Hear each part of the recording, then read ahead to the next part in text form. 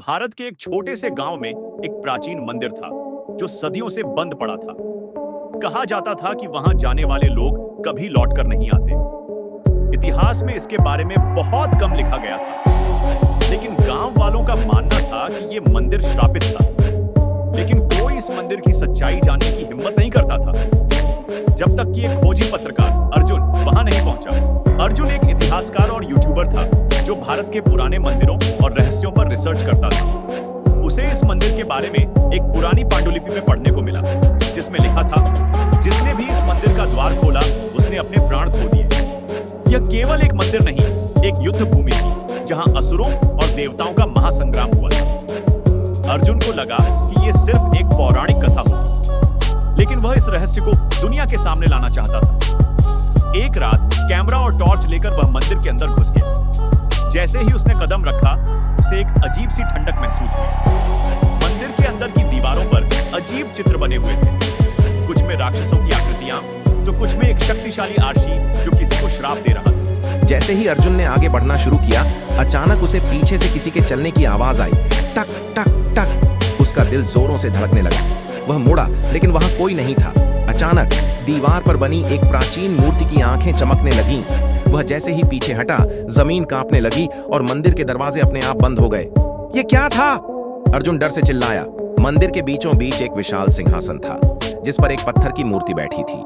अर्जुन ने पास जाकर जैसे ही उस पर हाथ रखा, उसके सामने अचानक एक भूतिया आकृति प्रकट हो गई। तूने इस जगह की शांति भंग कर दी, अब तेरा अंत निश्चित है। वह आत्मा एक प्राचीन राजा की थी, जो हजारों साल पहले इस मंदिर की रक्षा करता था।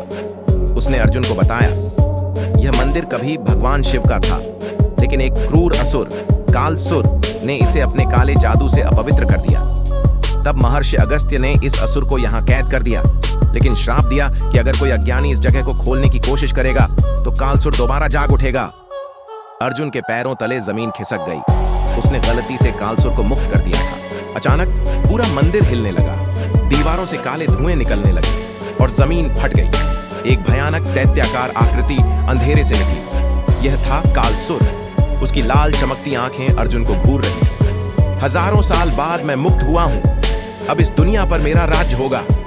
अर्जुन ने वहां से भागने की कोशिश की, लेकिन मंदिर का दरवाजा अदृश्य शक्ति से बंद था। क्या मैं अब बच नहीं सकता? तभी अचानक मंदिर की मूर्तियां चमकने लगीं और एक शक्तिपुंज अर्जुन के शरीर में प्रवेश कर गया। अब अर्जुन में अद्भुत ताकत आ गई थी। उसने एक प्राचीन मंत्र पढ़ा जो उसे राजा की आत्मा ने सिखाया था। एयूएम नमः शिवाय, अस्तु विनाशाय, कालसुर नाशाय। एक जोरदार बिजली कड़कने लगी और कालसुर की दहाड़ें गूंज उठीं। एक जोरदार विस्फोट हुआ और वह दानव धूल में बदल गया। मंदिर की दीवारें फिर से स्थिर हो गईं। अर्जुन जैसे तैसे बाहर निकला, लेकिन अब वह पूरी तरह बदल चुका था। वह समझ चुका था कि कुछ रहस्य हमेशा के लिए दफन रहने चाहिए। आखिरी सीन में अर्जुन का कैमरा जमीन पर पड़ा मिलता है, जिसमें एक अजीब सी परछाई झलकती है। क्या सच में कालसुर मर चुका था? Oh no!